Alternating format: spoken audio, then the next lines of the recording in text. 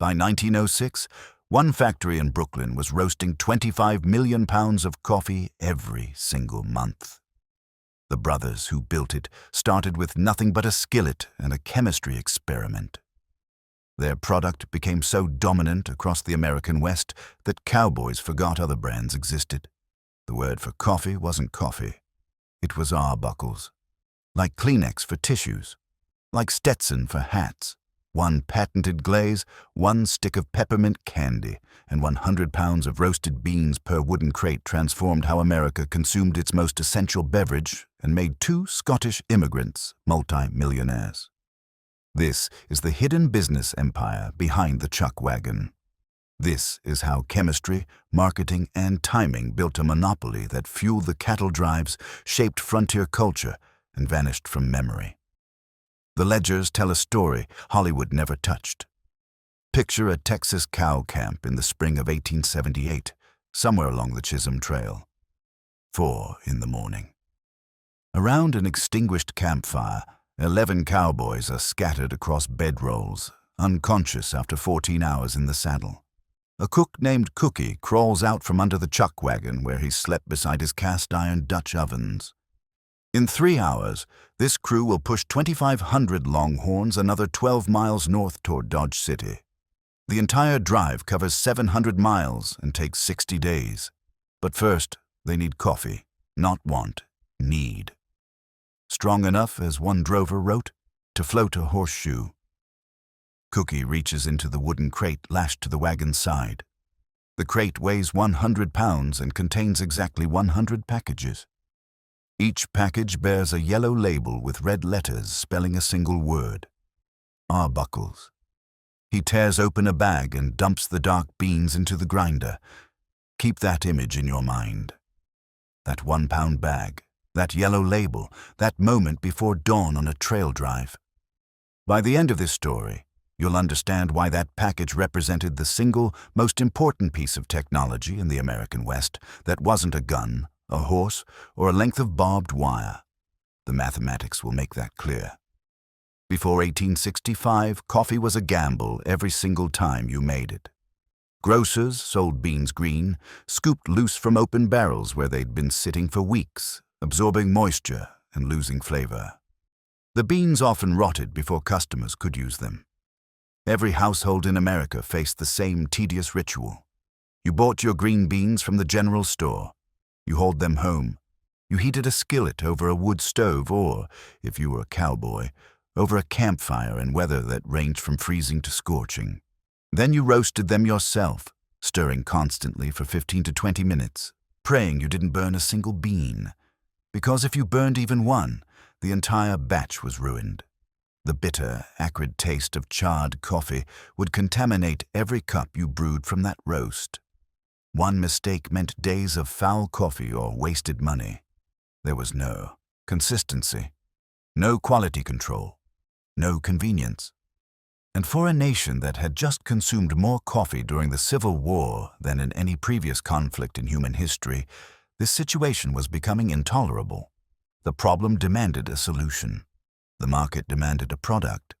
The numbers from the war tell the story of how deeply coffee had embedded itself in American culture.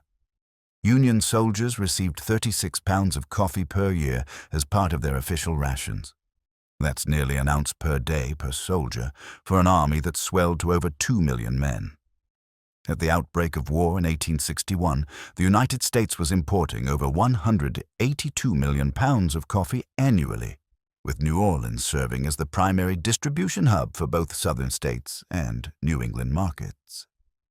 The Union blockade of Confederate ports cut that supply chain and redirected coffee northward, making it even more precious to Southern troops who quickly ran out entirely.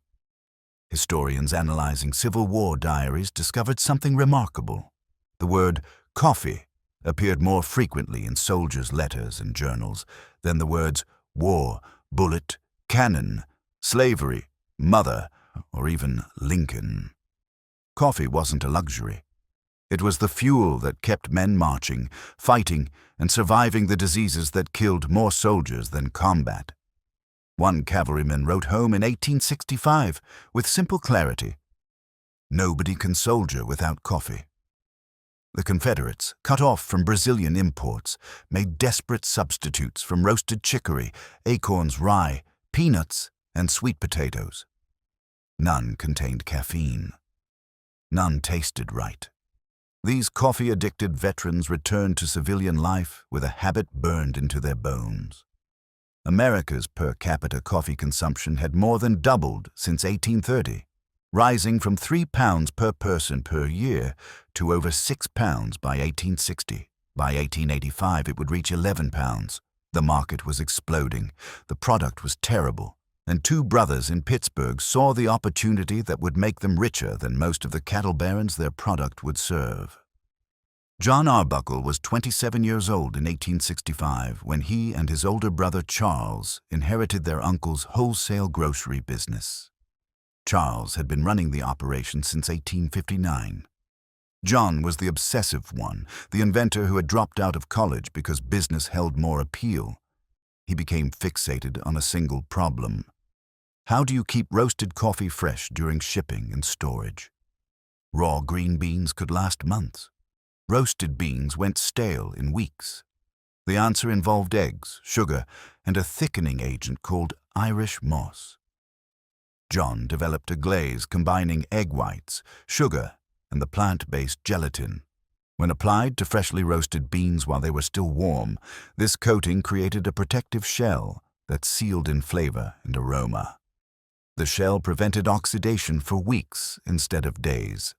The sugar added a subtle sweetness that offset coffee's natural bitterness, without being detectable as an additive. The egg component helped grounds settle quickly during brewing, replicating the old practice of adding eggshells to boiling coffee. In 1868, John received U.S. patent protection for his process, but the patent was only the beginning. The Arbuckle brothers understood something that separated them from every other coffee producer in America. They understood that packaging and distribution mattered as much as the product itself. And they understood scale. Before Arbuckles, no one sold pre-roasted coffee in sealed individual portions. Roasted coffee was sold loose, by weight, from bins and barrels. The brothers changed everything. They developed machinery, working with machinists and draftsmen to fill, weigh, seal, and label bags in one continuous automated operation. Their invention multiplied production tenfold, doing the work of 500 manual wrappers. Each package contained exactly 1 pound of roasted beans, glazed with their patented coating, sealed in airtight brown paper bags, and shipped in sturdy wooden crates of 100 packages each. They called their product Ariosa, a name constructed from initials and geography, the A for Arbuckle, Rio for Rio de Janeiro, and SA for Santos, the two Brazilian ports from which their beans arrived.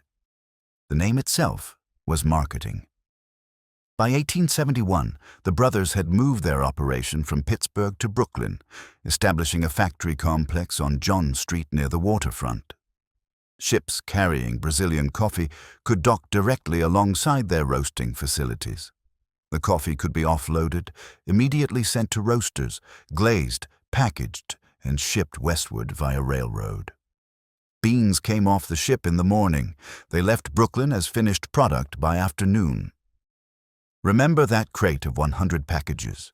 Here's where the Arbuckle system becomes elegant in ways that compound their competitive advantage. The wooden crates themselves became valuable infrastructure on the frontier.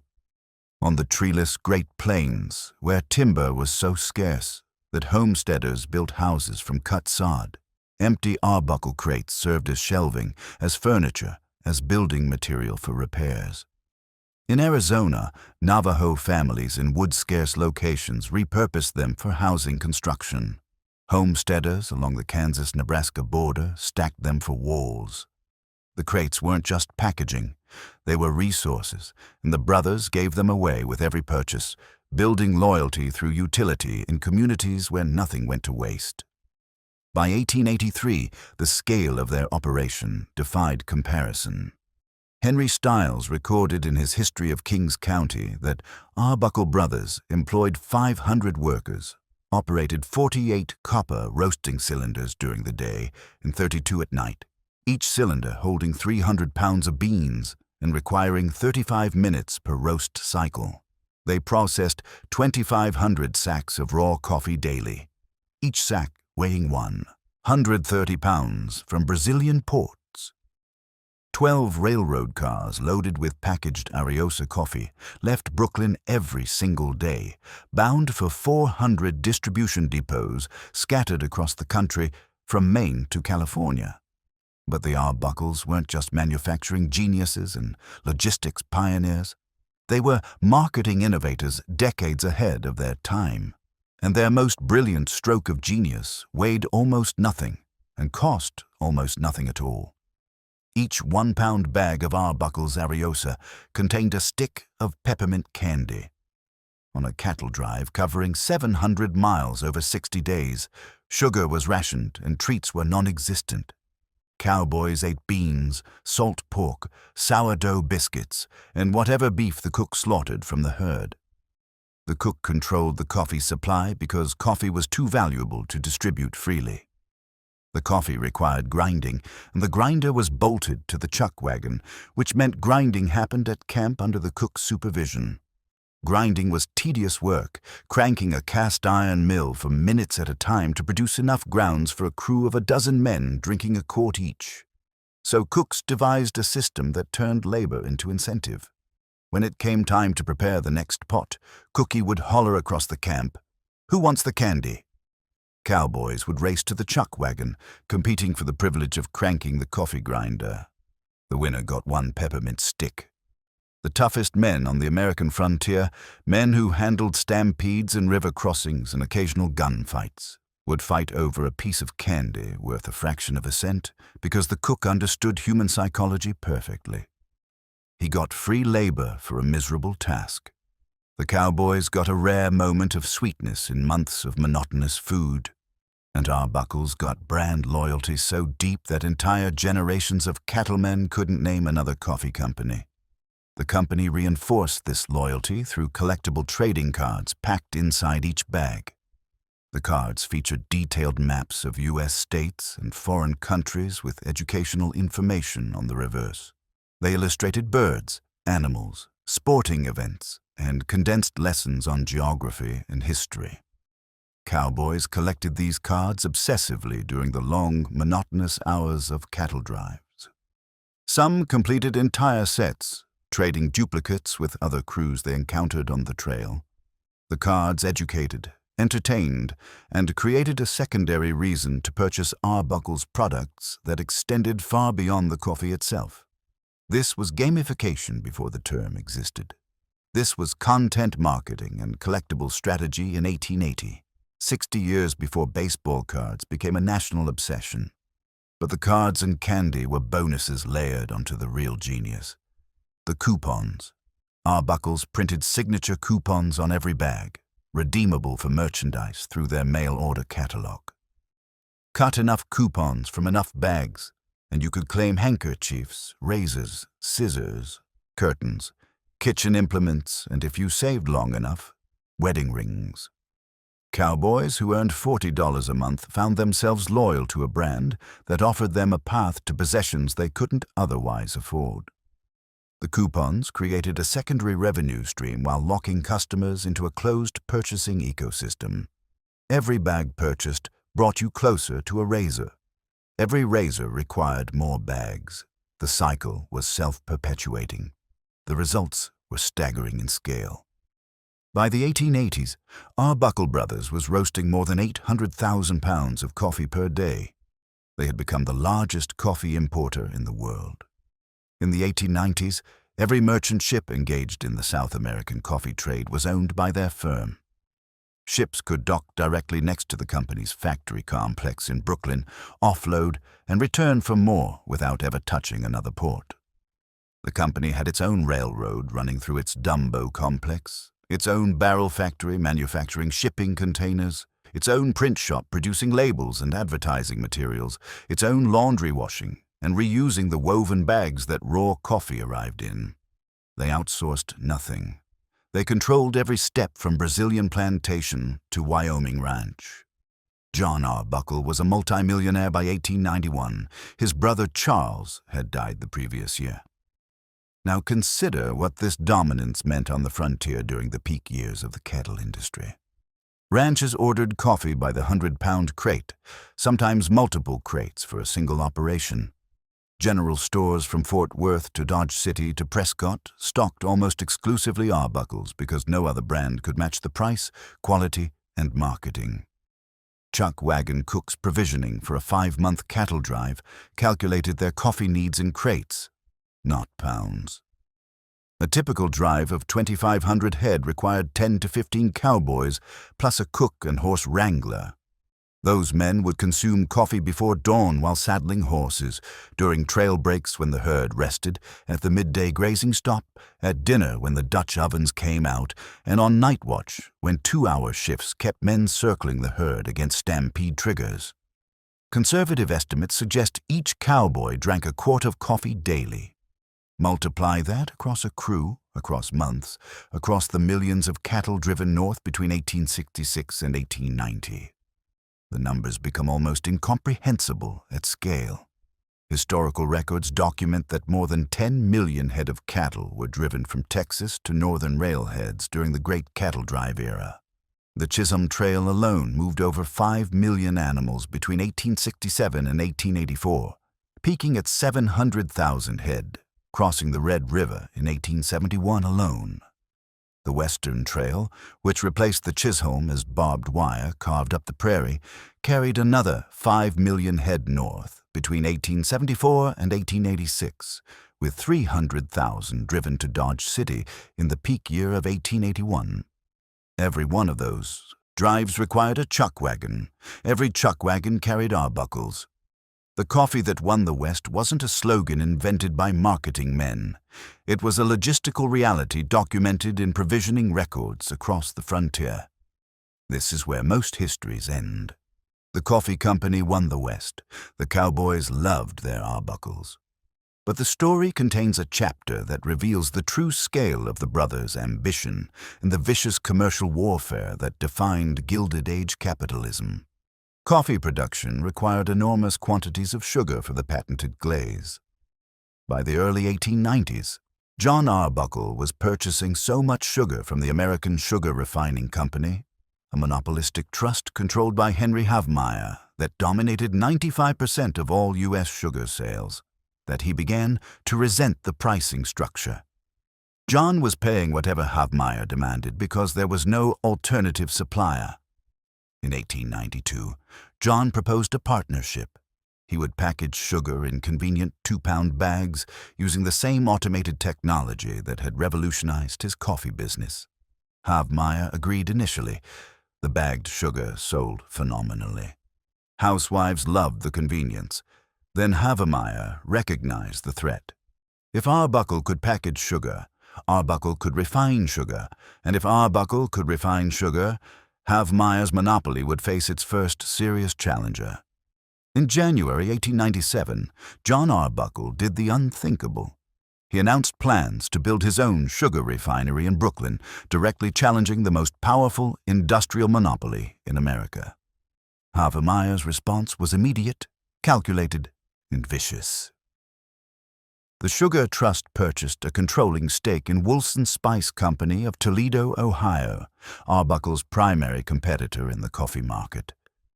Suddenly, the two empires were at war, each invading the other's core territory simultaneously. Havemeyer would destroy Arbuckle's coffee profits, while Arbuckle tried to breach his sugar monopoly. For the next 4 years, Arbuckle and Havemeyer engaged in the most expensive trade war in early American industrial history. Both sides slashed prices below cost, sustaining losses that would have bankrupted lesser companies. Coffee that sold at retail for 16 cents per pound in 1897 dropped to 10 cents per pound by 1898, a price below production cost for any company buying sugar from Havemeyer. Sugar prices followed similar downward trajectories as Arbuckle's refinery came online. The combined losses exceeded $25 million, equivalent to roughly $700 million in modern currency. Neither man would surrender. Neither would accept the other's existence in his market. The war finally ended in 1901 with a negotiated truce. Havemeyer accepted Arbuckle's permanent presence in the sugar industry. Arbuckle maintained his coffee dominance despite Woolson's competition. Both men were financially bloodied but unbroken. John Arbuckle had proven something that mattered deeply to him.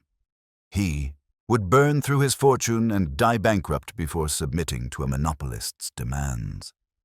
His sugar refinery remained operational until 1945, outlasting both men by decades. But the legal and financial battles revealed vulnerabilities that would eventually contribute to the brand's decline. In 1901, while the sugar war still raged, an Ohio food inspector named Edward Beverstock charged a retailer selling Arbuckle coffee with violating state pure food laws. The accusation, the egg and sugar glaze added weight, deceived consumers about actual coffee content, and masked inferior quality beans. The trial in Toledo brought Harvey Wiley, chief chemist of the U.S. Department of Agriculture and future architect of the landmark Pure Food and Drug Act, to testify for the defense. Under cross-examination, Wiley was forced to admit that the egg coating served no practical purpose during brewing and could theoretically harbor bacteria. The jury convicted. The appeals court reversed the conviction on technical grounds, finding that the original jury had been improperly selected with connections to the prosecutor. Contemporary grocers believed the lawsuit was orchestrated by Havemeyer as another weapon in their commercial war. Ohio newspapers reported that retailers resumed selling Ariosa almost immediately, viewing the prosecution as politically motivated rather than scientifically legitimate. But the case foreshadowed a changing regulatory environment that would eventually force the entire food industry to reformulate products and revise marketing claims. The glaze that built the empire would become a liability. Charles Arbuckle died in 1890 at age 57, leaving John to command the empire alone with the assistance of nephew William Arbuckle Jameson. But John was never merely a businessman. He was a serial inventor and philanthropist whose interests ranged far beyond coffee and sugar. He patented a method for using compressed air to refloat sunken ships, a technology that proved successful when conventional salvage approaches failed. He challenged the tugboat monopoly on the Hudson River, where operators charged $50 to tow vessels from New York City to Albany, by purchasing his own fleet and undercutting prices until competition restored fare rates. He built residence hotels where outdoor workers could live affordably. He constructed a retirement colony at Lake Mohonk, north of New York City, providing housing, meals, and care for elderly citizens. Convinced that urban overcrowding and poor air quality harmed health, he purchased ships, outfitted them with sleeping rooms and dining facilities, and towed them to sea at night so working-class New Yorkers could sleep in fresh ocean air. In late March 1912, John Arbuckle fell ill at his Brooklyn home. 4 days later, on March 27th, he died at 75 years old. The Arbuckle brothers' plant and the coffee and sugar exchange closed early the following day in tribute.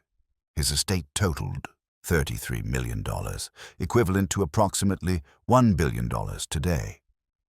A year after his death, the company introduced a new premium blend called Yuban from Yuletide Banquet. John had served this special coffee only at his annual Christmas dinner or as gifts to close friends. Kraft Foods owns the brand today, one of the few remaining commercial traces of the Arbuckle empire.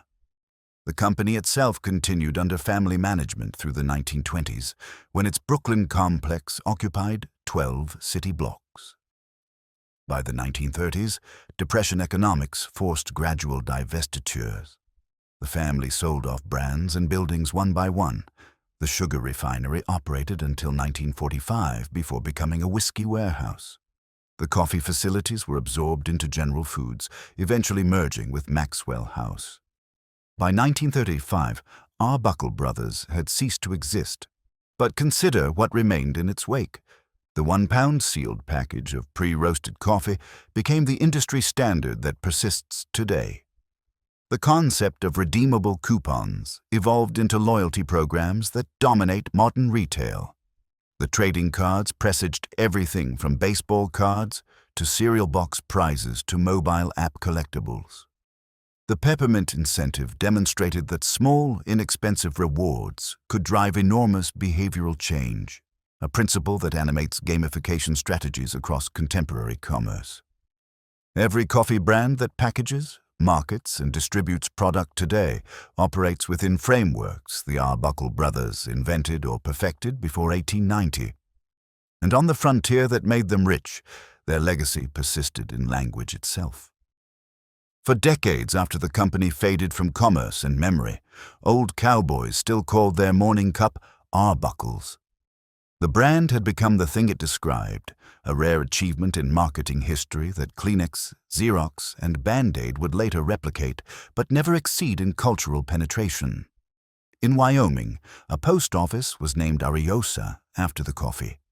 In Texas, provisioning lists from the great ranches simply listed Arbuckles without explanation because no other word was necessary. Return now to that cow camp in 1878. The cook has finished grinding. The pot is boiling over mesquite coals. The coffee pours thick and black into tin cups held by men who will spend the next 14 hours pushing cattle through dust and heat toward a Kansas railhead where the animals will sell for $20 to $30 a head after 2 months of work. These cowboys don't know who John Arbuckle is. They don't care about patents, packaging machinery, or Brooklyn factories. They've never heard of the sugar war or the pure food trials. They know only that this coffee, this specific coffee in this yellow labeled bag with a flying angel, tastes consistent every single time. It doesn't taste burned because one bean charred in someone's skillet back in Texas. It tastes like coffee should taste, and it has tasted exactly this way for years, and it will taste exactly this way tomorrow and next month and next season. That consistency, purchased through chemistry and guaranteed through industrial process, was the actual product the Arbuckle brothers sold. Not coffee. Reliability. In a world where everything was uncertain, where cattle prices fluctuated wildly between Texas and Kansas, where rivers flooded without warning, where stampedes erupted from a lightning flash or a snake's rattle, where the weather could kill you and Indians might or might not be hostile and your employer might or might not pay what he promised at the end of the drive, one thing remained absolutely constant. The coffee was good.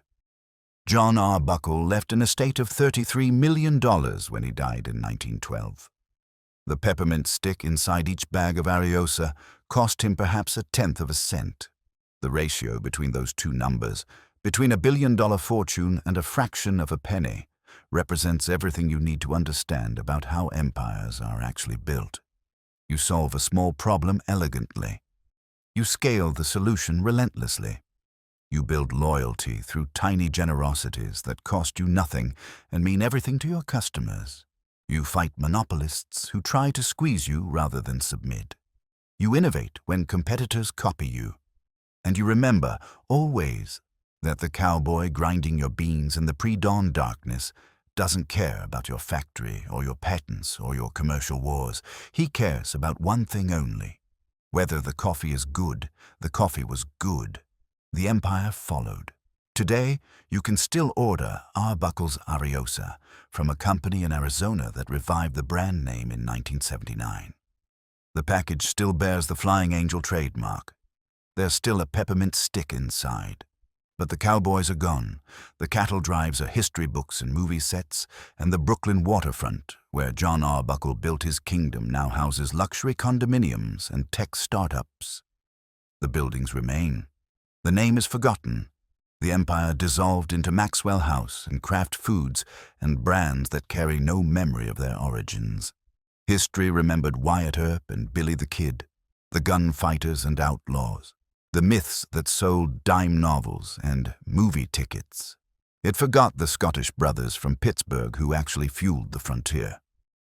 The OK Corral gunfight lasted 30 seconds and killed 3 men.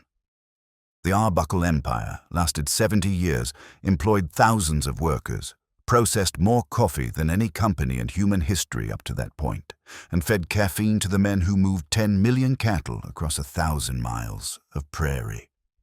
30 seconds of gunfire made legends. 70 years of commerce made America run. The next time someone pours you a cup of coffee from a sealed bag they bought at a grocery store, you're participating in a system John Arbuckle invented. You just don't know his name. Neither did the Cowboys. They called it Arbuckles anyway, and they meant coffee, and they never knew there was supposed to be a difference.